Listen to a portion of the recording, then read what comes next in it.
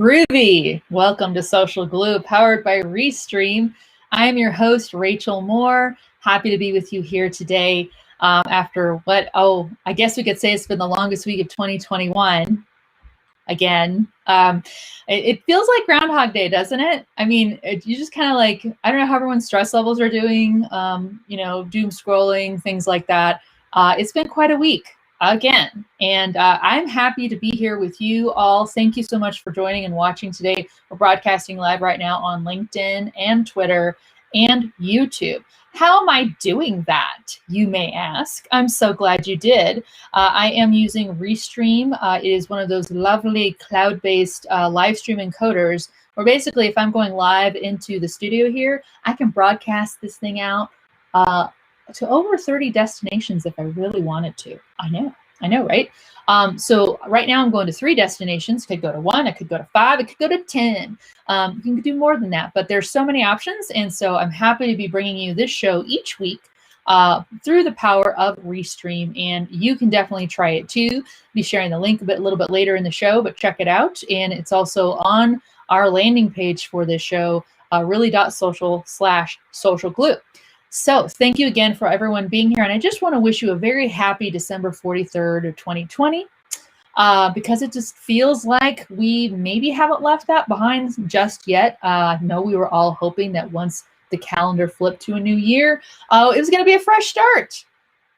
We all thought and hoped and dreamed. We're like, really, literally, how can it be any worse from last year?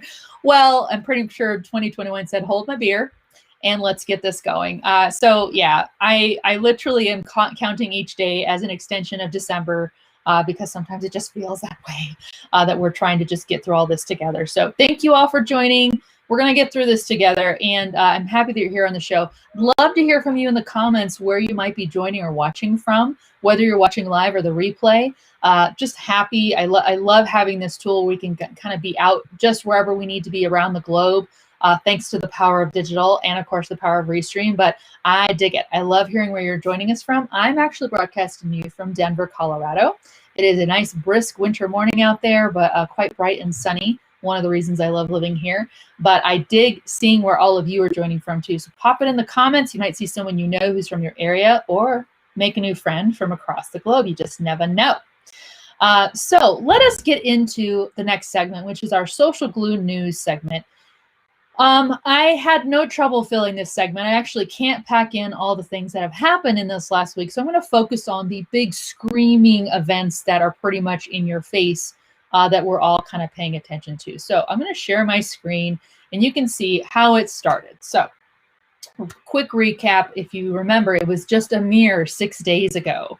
I know that's really difficult to imagine that it was only 6 days ago that we had some incidents happen at our Capitol. So here's the breakdown.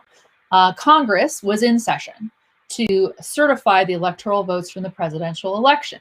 Now, granted, there were objections that were going to be raised, whatever validity or non-validity you want to add to that, fine. But those sessions were happening with all the congressional members, House and Senate, in the Capitol building. So a big mob of Trump protesters decided to walk down the mall, the National Mall, which is where, you've got the big, basically it's a big long drive, ends with the Capitol, Washington Monuments at the other end. And this was after, by the way, a Trump rally. And so they all walked toward the Capitol to protest the fact that the election they think that Trump should have won was going to get certified for Biden. The mob turned from protesters into violent rioters as windows began to be broken. They worked their way into, and sometimes were ushered in, to the Capitol. And you probably have seen the pictures online where you had protesters and rioters who were seated at the desks, the offices of some of the congressional members. We even had one gentleman who assumed the seat in the center of the chamber. There was violence. Deaths happened as well. It's a very serious matter. So I want to make sure we had that gravity to it. But let's get back to the social aspect. This is the Social Glue News segment after all.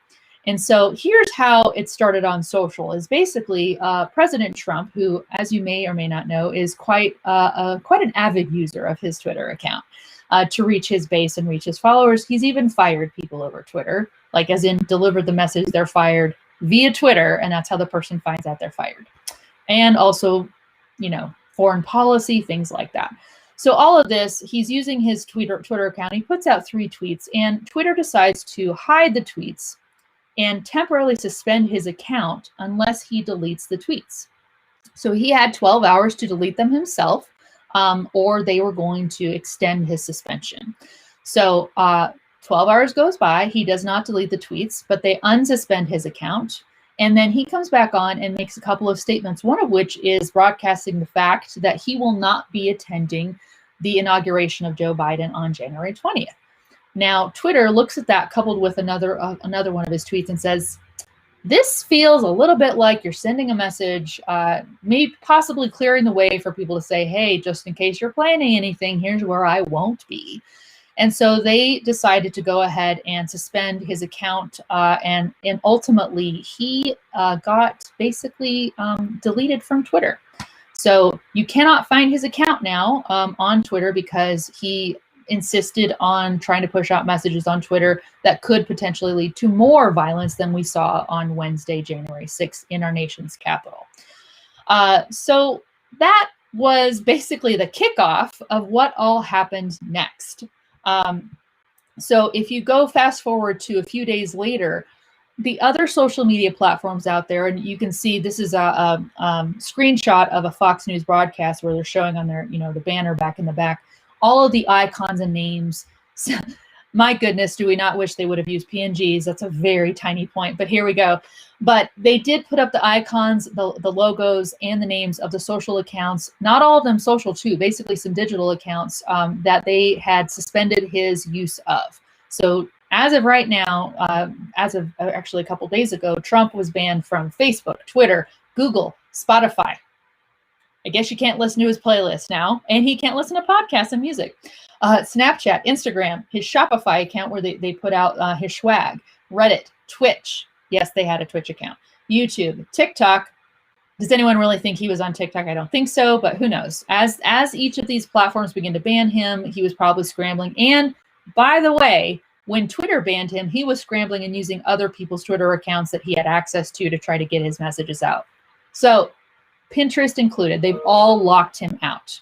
All right. So now the president cannot use any mainstream social media accounts at this moment to broadcast his messages, which again, let's recall, they were seen as possibly inciting violence. And so this is the reason why these social platforms were banning them and made the decision to do that.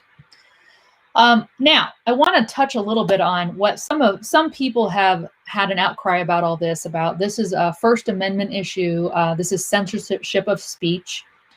This is preventing our president, whatever you might think about him, it's preventing our elected leader from being able to put out messages and have his speech. Now, I want to remind you all that this individual who is our president, at any time of any day, at least up until noon on January 20th, has access to a room where at a moment he can have cameras and microphones there and broadcast a message to the world, and everybody will see it. That is not what he chooses to do. He has been wanting to use social media instead. And so when we get into that, I wanted to put up as a reminder on the screen the actual text of the First Amendment. I think it's important because a lot of us out there, and granted, varying degrees of concern, you can be looking at all these bans too. I think it is worth some, just kind of let's wait and see, but also kind of watch carefully what's happening. As someone who really does believe in freedom of speech, and people need to be able to share their ideas, whether or not I agree with them. But there still is this issue of how dangerous is that speech. And that's always been something that we've tangled with. So let's point at this First Amendment. So I'll read it out loud. Congress shall make no law respecting an establishment of religion or prohibiting the free exercise thereof. And here's where we get the speech part, or abridging the freedom of speech or of the press, or the right of the people peaceably to assemble, peaceably being a word there, and to petition the government for redress of grievances. So honestly, you can hover on those first 5 words. Congress shall make no law. Now, when you talk about First Amendment and freedom of speech in relation to these profiles and platforms banning people or suspending or hiding their posts or even taking them off altogether after warnings, none of these platforms are Congress. So we can get that right out of the way right now. Now, you may have thoughts about, well, yes, but they're controlled by the government. Not really. They're all private organizations, okay? Are they influenced by government? Absolutely. Influenced by laws? Totally. But as of right now, each of these platforms that has prevented the president from further using them, they are not part of Congress. They have not made laws. What they have done is reinforce their terms of service and indicated that certain users cannot use those platforms anymore. This has also led, by the way, if you guys are familiar with Parler, which is one of the social media platforms out there that rose in 2020 and has been pretty predominantly a home for alt-right users. That has now been removed. It was removed from the app stores first, and then even Amazon has removed their access to their server. So Parler is now down. And just a quick note too, any QAnon Twitter accounts, there's been about 70,000 Twitter accounts for QAnon that have proclaimed QAnon beliefs and messages have also been removed from Twitter. So there's a lot of purging going on. But again, I wanted to share the First Amendment text. Yes, it's something we should all keep an eye on, but we also need to look at larger context. And so definitely something I'm sure we're going to circle back on next week with this segment because the news has not stopped and it's probably not inclined to stop for a while. So wanted to give you that brief rundown, including the actual text of one of our Bill of Rights, the very first one. And thank you so much for bearing with me on that. Hopefully this caught you up a little bit on what else is going on. And we'll be back with more next week. There's a lot of other social news happening right now. Actually, that one took up the entire thing. So thank you all for sticking with me on that. Now, we're going to get to the next segment here on the show. I'm very excited about this. So each week, right here on Social Glue powered by Restream, and this is honestly one of the big reasons why I created this show. We all know social media pros out there, and if we don't, you should know more. But there are people who work day in, day out on social media. They may not have had time to write a book yet. They may not be able to speak on a lot of panels or stages, so they're just not like a household name like Gary Vaynerchuk. But we recognize and want to recognize and shine a spotlight on what they do and what they're capable of and the expertise that they're bringing into the social media industry. And so with that, I'm really excited today to welcome my good social media sister. And we've been sisters for a few years now. And but she is by all means an expert in social media. And I'm calling her an expert because I'm allowed, because she knows her stuff. Welcoming Anh Nguyen to the show. And welcome to Social Glue powered by Restream. Woo, woo. I am so happy to be here. Thank you so much. I'm happy you're on the show. I was excited that you were able to we were able to book you for one of our dates, and I know you're busy all the time in social, so it's awesome to be able to talk to you and take this time to learn about you. And so I would love if you can go ahead and kick this off and introduce yourself to everyone watching and kind of what you're doing today, and then just give a brief rundown about that. Oh, thank you. So Anh Nguyen, Auntie Nguyen on Twitter. I'm quite active on Twitter and on LinkedIn, I think. And then, but I love social media, and I have long thought of social media as a way to really help folks build community and be able to promote their businesses. And we'll talk a little bit more about that in depth here shortly. And I was one of, I think when I first joined Facebook, I created back then there was no business pages. I created a group page for my business at the time. I had this photography business, and I thought, what a great way to share my work with folks and be able to promote my business. And so way back when, before there were even business pages, I had already seen the opportunities for social. And as it has evolved over the last decade now, I really love seeing where it's going, where people are really focused on building community and having conversations with their communities, and all the meanwhile still being able to sell their products and services. And I call myself the marketing chick because I love I love it. I love it. But that's the big thing for me with social media. And I love how it's constantly evolving. It keeps us on our toes. Because there are times where we're like, oh my God, what now? What changes? But I love it. I wouldn't trade it. It'd be boring if it wasn't constantly evolving. Although sometimes I do wish that it might slow down just a smidge for us. Agreed. And you mentioned when you first made that Facebook group page.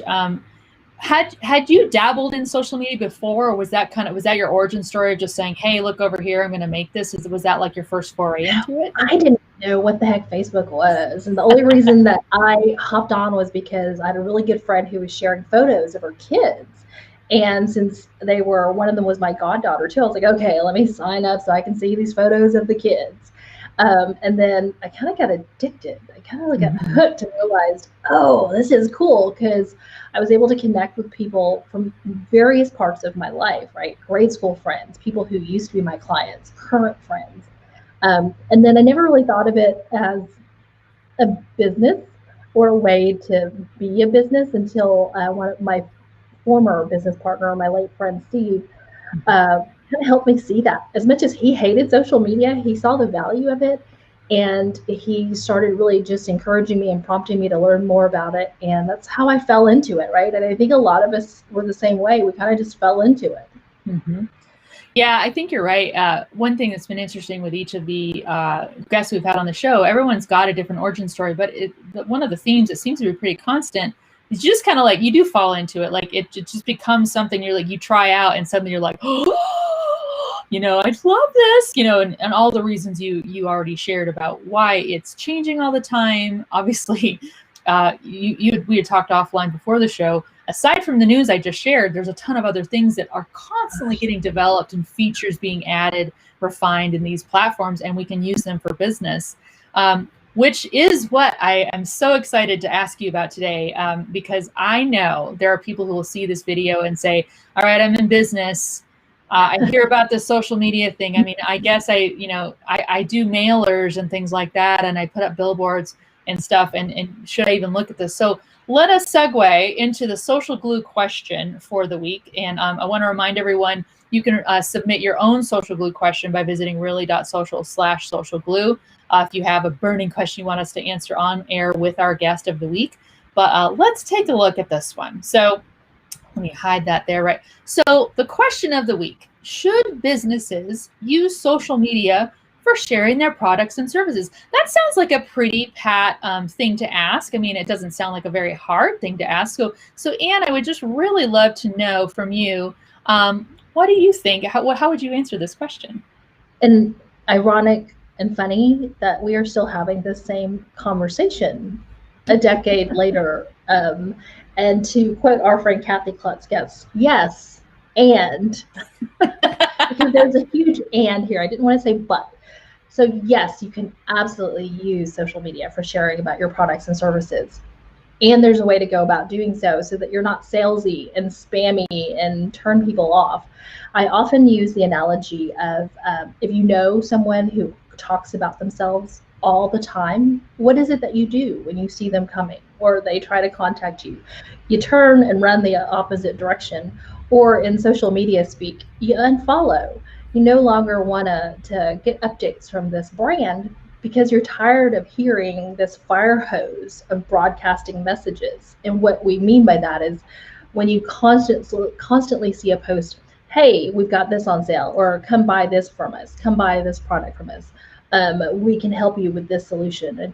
And that's great. Yes, you do want to have an occasional promotional post, but for the most part, social media is about having a conversation. Being the word social is in the name of it after all, and being really that great friend, if you will. People want to develop relationships with your brand. I know it's really odd to think, because when we think of brands, we think of a logo of a company, but people truly do want to develop a relationship with your brand, and especially now in this day and age with social media, and that enables them to do so. And that's why you can sell, and this is the way you should go about doing it. I really appreciate you bringing that up too, because you're talking about being a friend on social, and you're right. I've used that analogy too. It feels like you're getting hit by a fire hose and constantly like, we're so awesome, we're amazing, look at all the things we're doing and making for you. Can you talk a little bit about, what frame of mind should businesses take if you're crafting those social messages, rather than the how amazing we are. We know business people, when they're making and working on products and services, they already think their stuff's amazing, or they wouldn't be trying to put it out there. Exactly. But what's that mentality they should adopt when they are trying to market via social for that B2B opportunity? Sure. Yeah, in my workshops, I always say it's about them, not you. So think about what your community wants to know. Think about being informational, sharing content that is beneficial or valuable. And I always say, and throw in some humor for good measure, appropriate humor, of course. But people respond very well to humor as well. And so that's what really you should focus on. I work mainly in the B2B space, and that is what we focus often on with our brands, is focusing on being informational, focusing on setting the brand up as the thought leader in the space, also helping to brand their business leaders or company leaders and subject matter experts within the companies as thought leaders as well, because that will attract the customers to the company or the brand if they understand and know that, hey, this company knows their stuff, as opposed to constantly saying, our software can help you do this, our software can help you do that. Nobody wants to hear that all the time. That's a really good point. And again, it's one thing that's just different about social versus all that stuff like a billboard or a mailer. And this, I think, maybe, and maybe, let me know if you agree with this too, where sometimes businesses can run a skew because they're used to all those traditional marketing methods, which can feel very one way. Now, if you think about a salesperson, if they're a good salesperson, they're developing that relationship. And, how different, how like, is social, in your opinion, for B2B more like that salesperson or more like the billboard or the mailer? Or none of the above? It should be more like the salesperson developing the relationship. And however, unfortunately, there are so many salespeople who don't get it. They think the term social selling, which to me is actually a misnomer, they think social selling is actually getting on LinkedIn and just hitting it, hardcore sales pitches. And it's not the case. It really is developing these relationships with your prospects and figuring out what it is that they need and helping fill that gap, filling in their needs. And if it's just pushing out information about what it is they need until they realize, oh, I should really talk to this salesperson at this company. So that's what social selling is all about, folks. Salespeople, I know it's a shock because, we call it social selling. And so we should be able to pitch right away, right? The other day, there was one of my connections on LinkedIn. He said, pitch, please. And I thought, I'm stealing that. I love it. I love it. So I was waiting for an opportunity to say that. Here is my perfect opportunity. And oftentimes when we think about B2B and B2C, and, in B2B, you are selling to a company, but you're also dealing with other individuals and human beings. And in the B2C world, you're dealing directly with a consumer, with someone who's purchasing. And so on both ends, there should be an awareness that's brought for the brand out on social media. And you can still share information in the B2C space as well. And I know oftentimes B2C brands are really focused on driving that traffic to their website, driving those sales. And sure, that can be definitely a priority for you guys. But I promise you, if you're there and developing those relationships with your consumers and sharing that information, they'll come to you. And I have a great example. There's a local seafood market here in town, and every day I love following them, because every day they share beautiful recipes of seafood dishes that you can make with the products that they sell. But they don't sit there and go, hey, come in and buy our shrimp today. Hey, come in and buy this fish today. They share the recipes. They talk about how great this recipe would be. And guess what? Oh, I need the ingredients for this recipe. And guess where I'm going to go? Rose's Seafood. So that is a great way for them to be really just helpful on social and selling their products at the same time. That's a great example. You're right, because I even think about just this last year. It seems like a lot of people, they had a little more time maybe at home for a myriad of reasons, were turning to cooking. Let me try the things that I haven't had a chance to try yet. What a great thing to help them with, say, oh, yeah, we've got, like you said, we're a thought leader. We'd be happy to share with you how you can make something a little more appetizing. Yeah, you're going to need to get those ingredients somewhere. Well, we also can help with that too. Perfect example of how to Yep. try to get into the needs and the headspace of the consumer, of the person they're trying to get to and meet that need, right? Yeah, absolutely. And it completely helps their engagement as well Mm. on social. Because how often have you heard a brand say, "Well, I post all the time and nobody likes it, nobody says anything." I'm like, well, because the content probably kind of, can I say this word, sucks? Can I say it on You can here? totally say it. And so when I see this delicious picture, right, and this recipe that goes with it, I'm going to go, wow, that's really great. Do you think I could do it? And so I start having this conversation with the business, and they hop right back on and have this conversation. So that's the other key piece of it too. You can't just put it out there and not have a conversation, because conversation's two ways. So, and I'm going to give you a really quick example of a great B2B one, and I use this often too. Windstream is an internet provider for businesses. If you look at their blog content, a lot of it is about how to use social media for your business, how to do this for your business, how to do that for your business, because they know that those are important topics and important information that is relevant to their business owner clients. Their blog post is not sitting there going, hey, our internet service can provide you with 5G, blah, blah, blah, whatever. It's not about them, it's about their clients. And when those businesses think about who's helping them to be successful in business, they're going to think about Windstream. And even though they are only providing them one piece of it. That's right. I love that you say that. And for everyone watching, what your best gauge is, I mean, one of the ways to do this is if you see a lot of I hours in your copy, maybe backpedal a little bit, but like, okay, wait a second, I did it again. I got stuck in my own head, and I need to remember, if I want someone to buy what I'm selling, I need to get in their head. And that means exactly. And that, for some reason, is still such a huge challenge. Yeah. Great job security for us who are marketers. Right. But I really do not understand how it's such a challenge for folks still. Well, I think you helped make it less of a challenge. I mean, this is what I'm talking about when we have experts on here. And like we've talked on a prior show, I can call you an expert all day long because I think I see you as that. Well, thank you. And thus you are. But that's what we need, is people who have their subject matter experts on the very things that people need to know. And this one's very geared toward your business owners out there, business leaders, salespeople. If you're working in the B2B space and wondering if you should use social, yes, and you come from the B2B world, right? You're in it right now, and you and I both know so often that B2B brands go, oh, social media, that's for consumer brands, not us. I'm like, No, you're right. I mean, because at the end of the day, the person on the other end, the business on the other end of that message is a person. And They make a decision. And so that's why it still matters. But Anne, you are fabulous. You've shared such great insights today, as per usual. Knew you would. But thank you so much for joining today. And again, can you remind our audience where they can find you? I've got your little Twitter handle up here.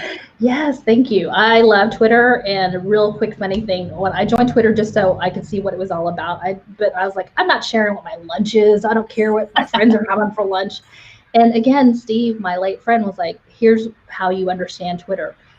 It's a conversation, or the hashtag can also be a search tool. And I went, the light bulb went off in my head. And I went, oh my God, I could talk to anybody, anywhere, anything. It's so cool. Have you ever had a famous person or someone you think is famous like or respond to one of your tweets? Oh gosh, I'm trying to think. I've been on Twitter now for 9 years. Like, I'll offer one. Adam Savage from Mythbusters actually liked one of my tweets one time. I'm like, oh my God. Oh, I did kind of fangirl when Adweek followed me. Oh, heck yeah. That's a great one. And for me, that's like a big deal, right? Because it's Adweek.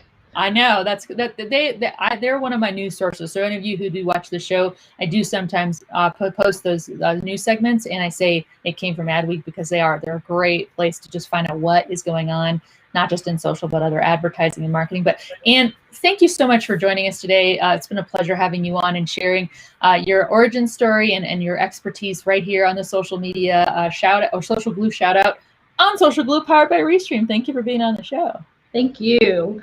Bye, everybody. Bye. Love it. Again, another totally prolific person who knows what they're talking about. That's what the show is about, is shining the spotlight on those individuals. So before we get to the last part of the show, I do want to remind you, you are watching the show through the power of Restream, and I'd love you to try it for yourself. Really easy. I've got a link right there on the screen for you right now. It's bit.ly/Rachel uses Restream, all lowercase. Go visit that. It's going to get you right into where you can set up.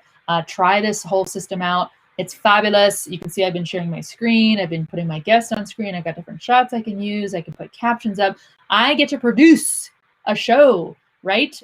Live streaming is awesome, and you should totally try it, particularly if you're on LinkedIn or on YouTube or on Twitter or wherever. Remember where your audience is, because therefore so shall you be for social. So make sure you try it out. Restream is great. I've been loving it. It's been giving me seamless performance here, right here on Social Glue, powered by Restream.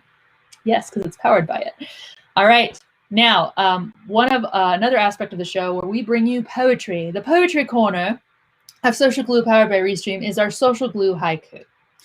For those of you who are not familiar with the format of a haiku, it is a poem, doesn't have to rhyme, and it's pretty easy. It's 3 lines, and the first line has to have 5 syllables.